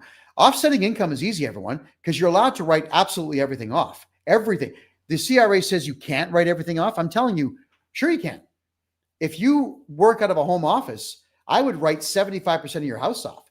Driveway, foyer, bathroom, kitchen, your office space. I would write 75% of your bills off. Why not? Because you're using 75% of your house, in my mind anyway, to run your business. Legal expenses, grooming. Every haircut, every beard trim, every piece of clothing you buy would go into marketing because you are marketing the company. Every single time I would go out in a suit and tie, I was marketing the company. I would write off the suit, the tie, the shirt, the dry cleaning, the shoe shines, everything. Marketing. I write it all off because we're legally allowed to do so. And most people are too afraid to write stuff off. They all say, it's always this. But what if they deny it? So they deny it and we just resubmit your taxes. That's it. Any tax lawyer will tell you that. You're allowed to resubmit your taxes again and again and again. Just keep doing it. I write everything off. You'll never owe tax if I'm your tax guy. I told you, we have an OnlyFans model as a client. She came down and got bigger thingamaboppers, right? So we wrote the whole thing off, everything. The plane ride, the surgery, the nursing care that came afterwards, the antibiotics, everything. And I gave her invoices from my medical company to the tune of almost $40,000 US. We wrote the whole thing off as marketing because there's a lot of simps out there. When they see a woman with bigger things, they give that woman more money. It's marketing. Yeah. Plastic surgery would be a marketing expense towards your earnings. And accountants out there are just not brave enough to do this. Why? It's true. If I was to go out and get plastic surgery, I mean, it's impossible to make this face look prettier. But let's just say I did. It would be for marketing purposes. All right? Yeah. I want to be gorgeous for the camera because you're not going to listen to some guy who looks like a chud. If I came out here, my face looked like a dog and a fox and a cat and like it got pressed by a steamroller all at the same time, would you buy anything from me? If I showed up here with t-shirts that were stained in ketchup and whatnot, would you buy anything from me?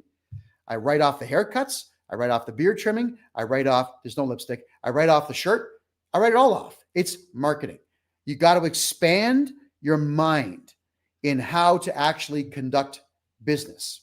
Never make money on paper. All right. So, here we go.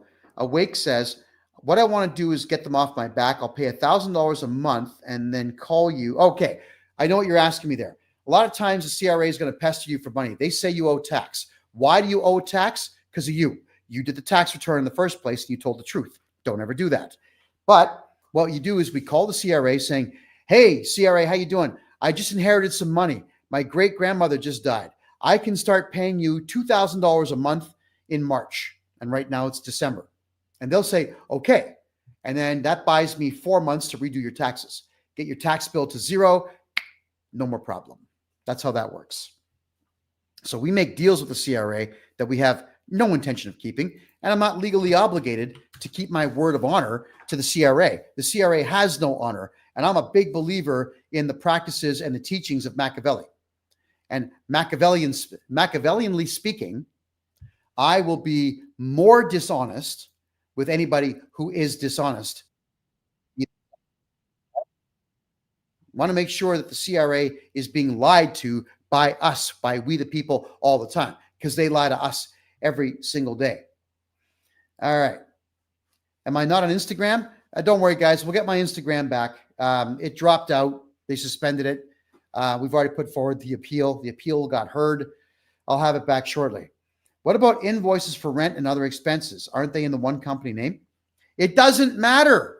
So in the business model I explained earlier, where 4 restaurants can run out of the same space and all 4 have the same write-offs, it does not matter that you're using the same bills. The CRA is if I'm your tax guy, they are never going to get access to your bills. They're just going to have to take our word for it. Too bad for them.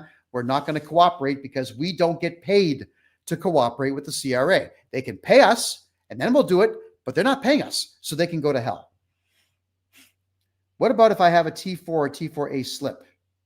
I need you to expand on that question if you don't mind. Fit Chick says, question, when you are going to fully train us, when am I going to fully train you? Anybody who wants to know how to sell what I do can get training whenever they want. I'm all over that. I really am. Hi, Kevin. How long for a quote to come in from your team? Okay. Did we interview you already? Did we already do a consultation? If so, then we can get you that quote right away. Randy is standing by. He's monitoring the website chat room right now. So head on over, hit the contact button, kevinjjohnston.com. Ask your question. He's going to answer it right this minute. Fit Chick says, how can you write off the time you spend in the gym for rehab from prior MVAs? By just doing so. Your medical expenses are going to be whatever I say they are. Your marketing expenses will be whatever I say they are. Your legal expenses are whatever I say they are. It is that simple. It's just paper. We put numbers on paper. We submit to the CRA. CRA doesn't like it. They'll be hard pressed to do anything about it. Is it wise to start a trust fund? They're expensive. If you have 2, 3, 4 houses, yes. If you don't, no. They're about $40,000 to set up, and there's no benefit to them if you're not putting multiple amounts of property into it. Do I ever work with farms and farmers? All the effing time, because Farmers feed cities. I fully respect what farmers do, everyone. For those of you out there who don't know, I did work as a farmhand for a while. It's awful work. It truly is awful work. When you got to get up at 4 o'clock in the morning and start feeding cows, and the only people that you're talking to, conversing with from 6 in the morning, actually sometimes 4 in the morning, all the way to like lunchtime, is cows and goats and ducks. And it's not very interesting conversation. I salute those who can do that for a living.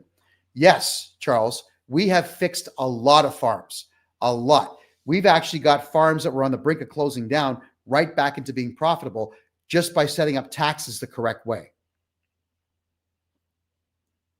Checking your questions here. Yeah, Mike, you're right. Most Canadians will always say, harder, daddy. I know what that reference means. How do I ban an auditor? By placing a no trespassing notice on every property that I hold, and by sending in letters by fax and registered mail, letting the individual representative know that they are banned. If they show up, they will be charged criminally. Uttering threats, intimidation, trespassing, criminal harassment, extortion, all the above. Yeah. The funniest thing that we ever did is years ago, but a friend of mine was crying, kind of like a biatch. Oh, I'm going to get audited. What do we do? Ah. So this is on Timberley Boulevard, everybody, in Mississauga. I'm sure everyone can find that on the map. I said, well, invite them over. So we had these 2 CRA auditor losers come to his office, and they sat, we made them sit there alone. Nobody talked to them for almost an hour. Then we all came in with boxes of stuff, and we just threw paper all over the place. None of it was actual business paperwork, by the way. And we kept flashing flashlights at them and, going woo with laser pointers, just having just a really obnoxious time. We'd shout at nothing. My buddy would just go boom. He'd slam his fist down and go ah like this, and they'd freak out. And eventually they got fed up with us behaving like assholes, which we were. We were being extremely childish, but we have the right to be. Then they went outside, and the guy's like, "Oh, where's my car? Where's my car?" I don't know. Get the hell out of here. You're banned from the property. Piss off. So they called the cops because they couldn't find their car.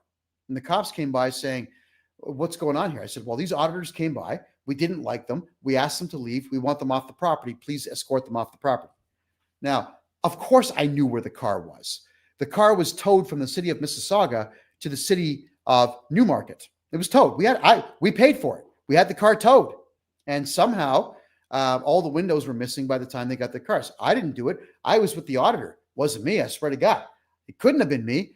I was there firing laser pointers into the eyes of the auditors. Now, maybe those auditors quit. I have no idea actually who towed the car. That's the truth. But we do know that someone made an arrangement to have the car towed. Just to prank them, to upset them. You're allowed to do these things, everyone. If someone's going to park their car on your property, you can absolutely have it towed. Why wouldn't you? Right? You don't have to be nice to these people. You don't have to be nice to the Canadian government. You do not have to be nice to these idiots. We gave them trespassing notices, and they never came back. Do I do personal taxes? Yes. Love and Light says, how do I connect? My website, kevinjjohnston.com. My name, kevinjjohnston.com. Get a hold of me there, please. Certainly do appreciate that. Did I get lucky with her? What, the auditor? Hell no. Oh, the OnlyFans chick. Oh, that's no, man. No. I like money more than I like women. Sorry, guys, gals, ladies. No, absolutely not. I don't sleep with my clients. Not a chance. I like money way too much. We got some more questions coming in.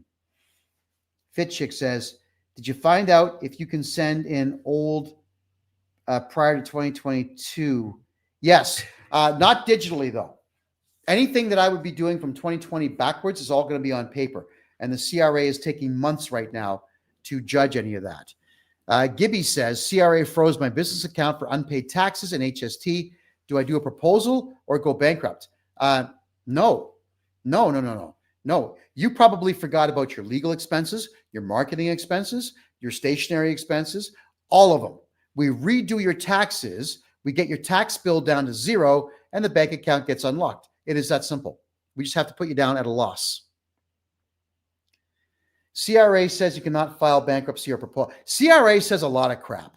Those people are losers and they are liars. They have a whole bunch of lies that pop up on their screens in front of them. Everything the CRA says is horse crap. Don't listen to a word they say. But bankruptcies suck. Why not just redo your taxes? It's cheaper and you get better results. Bankruptcy is always the absolute last thing that somebody does. How do we put a personal house in a corporation? We have a lawyer on staff now, and it gets done for about $1,850, just like that, plus the cost of the corporation. If I transfer a house from a personal into a corporation, won't it trigger PPT? No. And so what if it did? We use paperwork and tell them to get lost.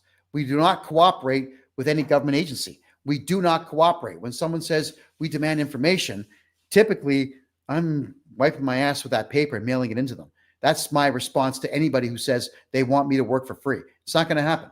I'm not divulging any personal information, and I'm certainly not going to divulge any of my clients' information to anyone. I don't care if you get a court order. I'm going to appeal the court order, and even if I lose the appeal, I'm going to defy it. You do not dictate the terms of my life to me. I don't care about your black dress and your sash. I don't care about your term of crown attorney. I don't care about any of you people at all. All you people are is in the way. You're in the way of success for most people. So no. Who cares?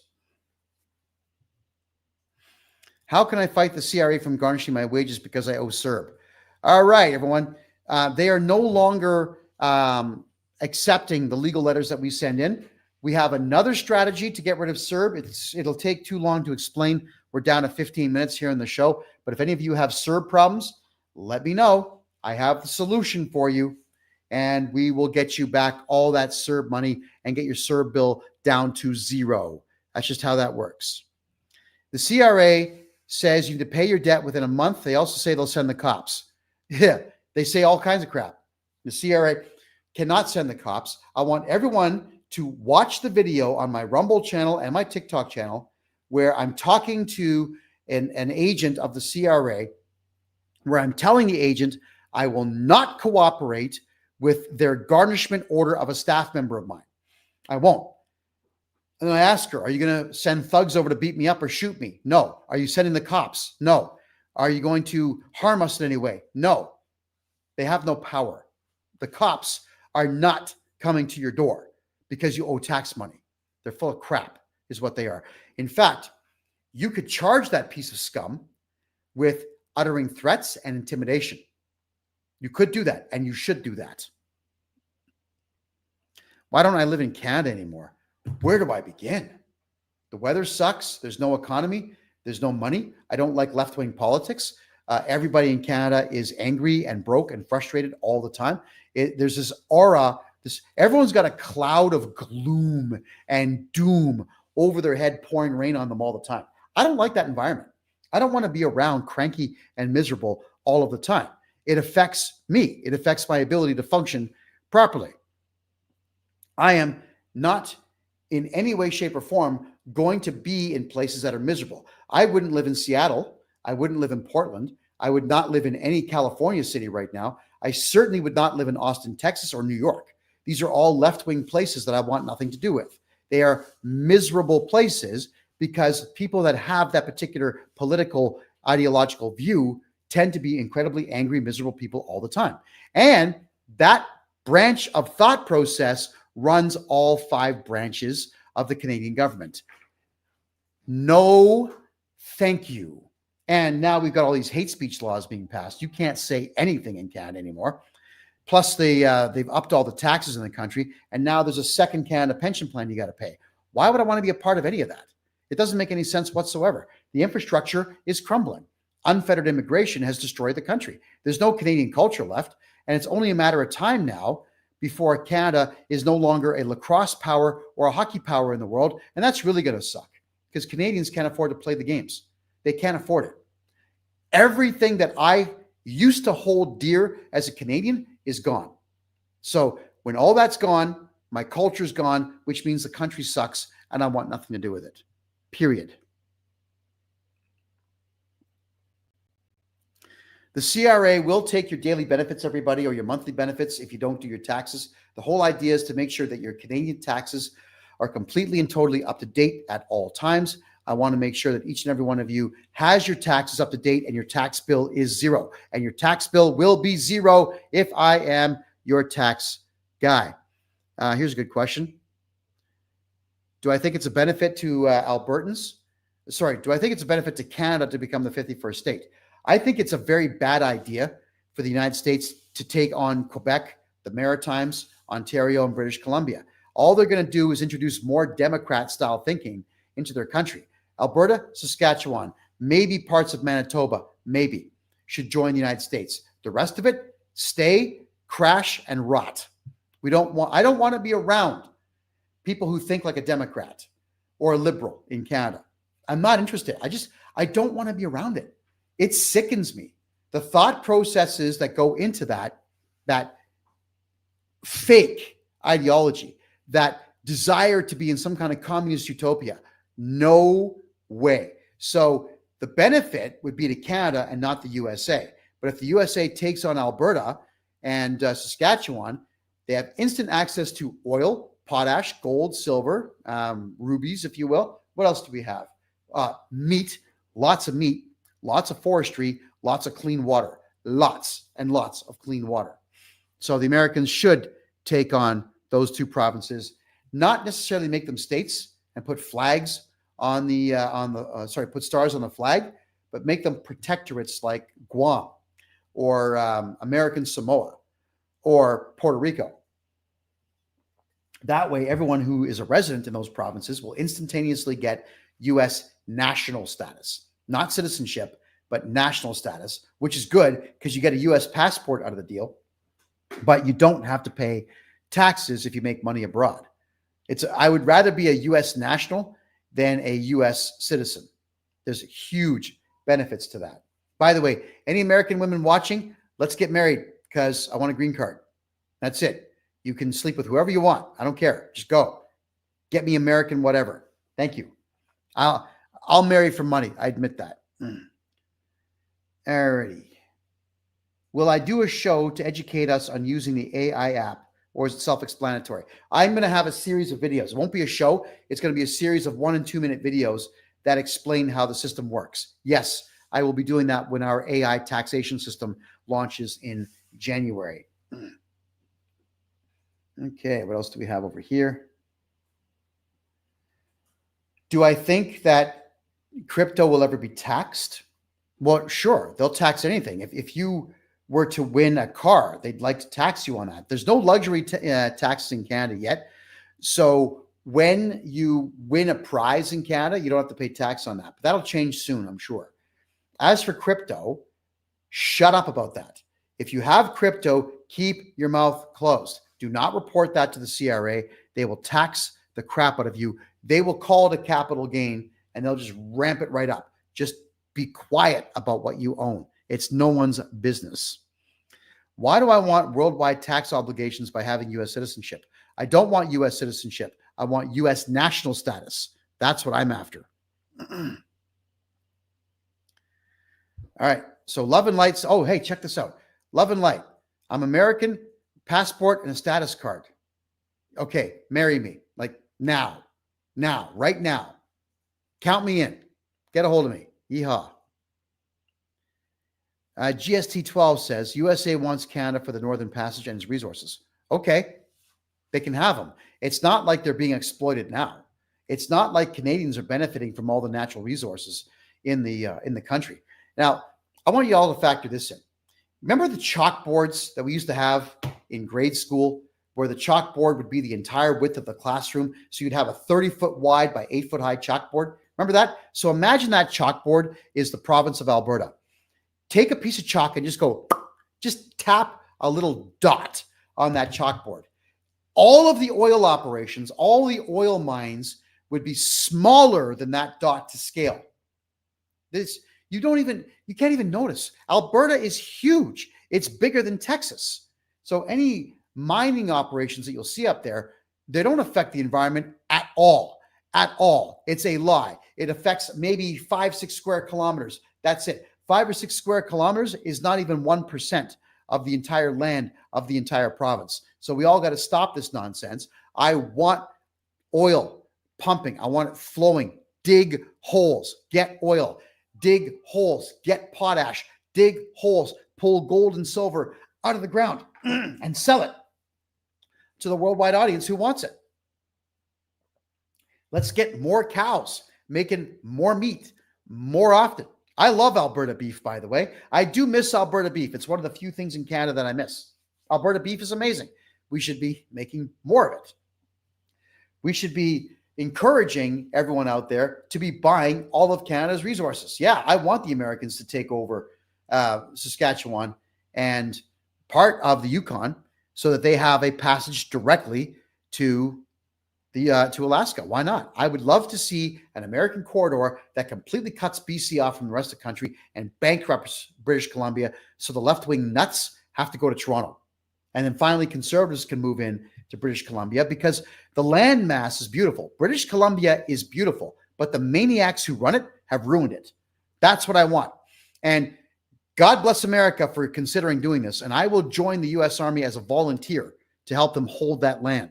That's how badly I would love to have U.S. national status. I don't give a crap about my Canadian passport. This thing that I'm holding, I'm embarrassed to hold this. This is disgusting. I despise it in every way. So I will soon have passports in other countries, everyone. I'll soon have allegiances to other countries that have treated me properly. Canada treated me like I was some kind of animal. Other countries out there treat me like gold.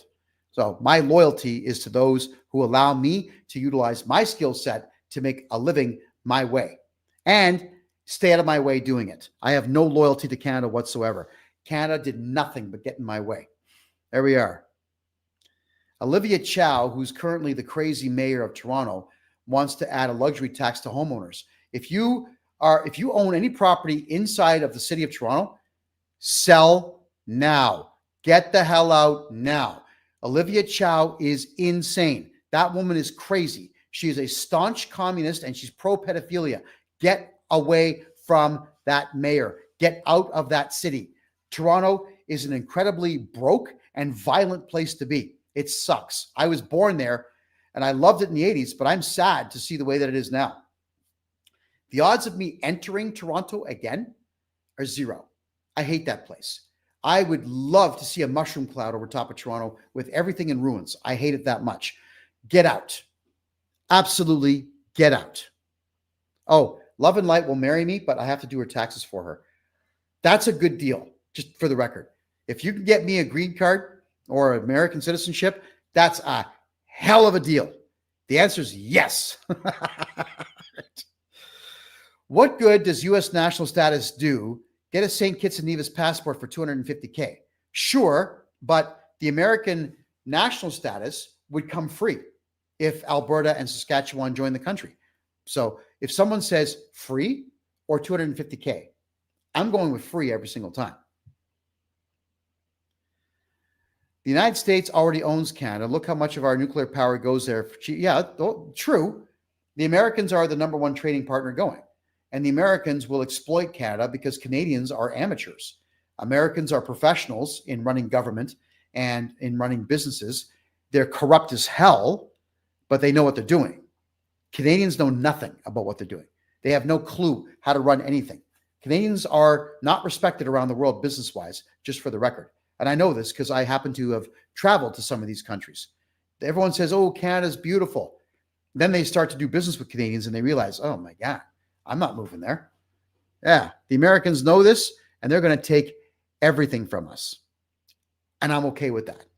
I'm completely okay with Toronto crashing, Montreal crashing, and the entire nation crashing. All right. Love and Light says, what if you have only filed once because you're financially illiterate? I will connect with you ASAP. Okay. So I think what you're asking me there is, what if you only did one tax return in your entire life? There's a lot of people that come to us, they haven't done taxes for 10 years.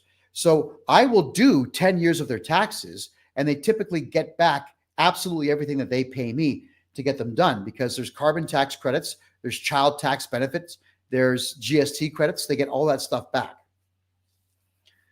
Prime rib steaks are $15 a kilogram in Panama City and 70 to $85 a kilogram in Alberta. Yeah, I actually can get chicken for, it works out to be 48 cents a pound. Yeah, it's amazing here in Panama. I love it. And, oh yeah, you're right. $2 a kilogram in Panama City for ground beef. I know, my fridge is full of the stuff. Carne molida, that's how you say it in Spanish. I have lots of carne molida, and I eat a lot of that stuff. I eat a lot of meat, everybody. Come on, look, come on. Hey, look at the size of those pipes, all right? I got to feed those pipes of protein. And yes, I do work out a lot because I love being strong. So any woman out there that marries me to get me a green card, you're going to get the benefit of a guy who can pick you up and toss you. You believe me, that's a good thing. Yeah, I've maxed out 11 machines at the gym, by the way. I'm doing quite well. Thank you very much. And it's because I eat a lot of good meat, not that poison crap in Canada right now. The United States is offering free citizenship for any Canadian. What? Could you look into this, please, Randy? The United States is offering free citizenship for any Canadian tradesperson. If that's true, then I'm going to be opening up a business, getting tradesmen down to the States. Yeah, exactly. Mike says there's no tofu in these pipes. When was the last time I had tofu? I don't know, like 25 years ago? I hated it. Oh, yeah, I love beef. God, I love beef. Absolutely. All right, I'm just going to check the last few questions here. Let me go back to the Rumble room and have a quick peek. Okay, Miss MZ Giggles has sent you an email, Randy. Okay, you got it? Thank you. Okay, and Randy's replying right now to that.